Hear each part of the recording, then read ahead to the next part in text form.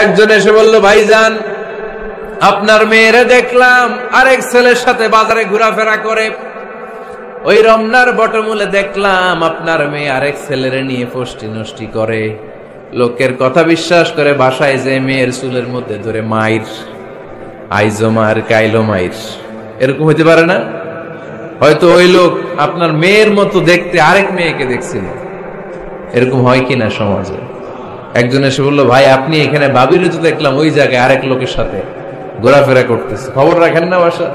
আপনি দেখে মেয়েকে, ঘটনা কি? আমার খেয়ে আমার পরে আরেকজনের সাথে, যে এই বাড়িতে যে মায়ের, কোনো কথা নেই।